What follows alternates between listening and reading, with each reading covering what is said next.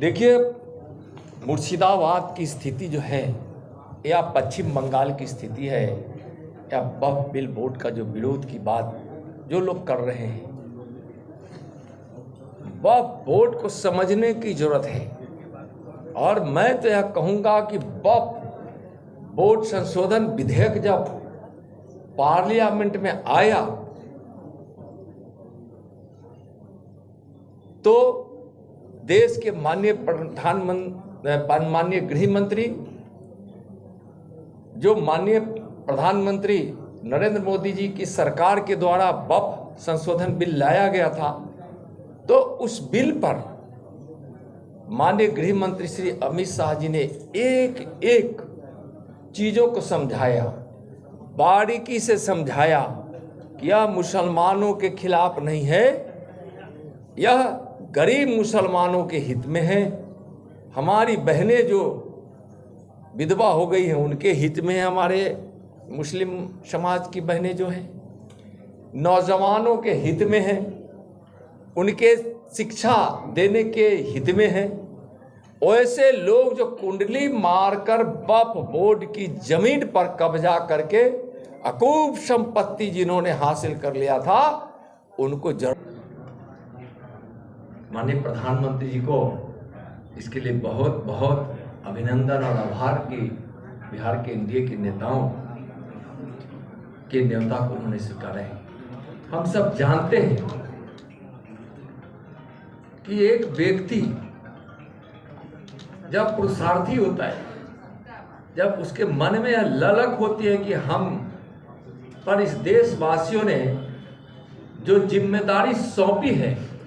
तो हमारे देश के लोगों ने किस आशा भरी निगाहों से हमको आशीर्वाद देकर प्रधानमंत्री के पद पर लाया है, उस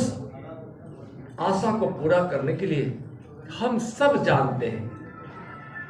कि दिन रात परिश्रम कर रहे हैं, एक एक चीज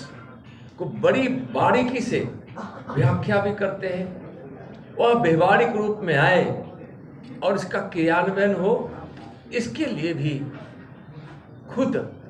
एक नीतिकार के रूप में योजना बनाकर अपने मंत्रिमंडल, अपने अधिकारियों और फिर राज्यों तक पहुंचाने के लिए हम काम करते हैं। आज हम सब जानते हैं कि जब से नरेंद्र मोदी जी प्रधानमंत्री बने हैं, जब एक गरीब का बेटा जब प्रधानमंत्री बनता है तो किस प्रकार से गरीबों के प्रति निष्ठा और सेवा भाव से काम करते हैं। हमारे प्रधानमंत्री जी ने गरीबी देखी, महागरीब परिवार में जन्म लिए, घर के चूल्हे से निकलता हुआ धुआं, शौचालय का न होना, गरीबी की हालत में परिवार में कोई बीमार पड़ जाए, कोई मित्र बीमार पड़ जाए तो किस प्रकार से वह अपनी जिंदगी को खो देता था। अगर किसी घर में बिजली नहीं होती थी तो वहाँ कैसे पढ़ाई बाधित होता था। गांव की सड़कें नहीं होने पर किस प्रकार से विकास होना संभव नहीं होता था। अगर रेलवे लाइन और रेलवे यानी रेलगाड़ी का संचालन सुचारू रूप से होता है तो किस प्रकार से आम आदमी यातायात की सुविधाओं को लेकर अपनी विकास को और अपनी यात्राओं को संपन्न करता है, विकास की ओर बढ़ता है। इसका बहुत तरीके से उन्होंने क्रियान्वयन किया है। आज आयुष्मान भारत हो, गरीबों के इलाज के लिए, किसानों के सम्मान के लिए किसान सम्मान निधि हो, आज युवाओं के हाथों में रोजगार हो, इसके लिए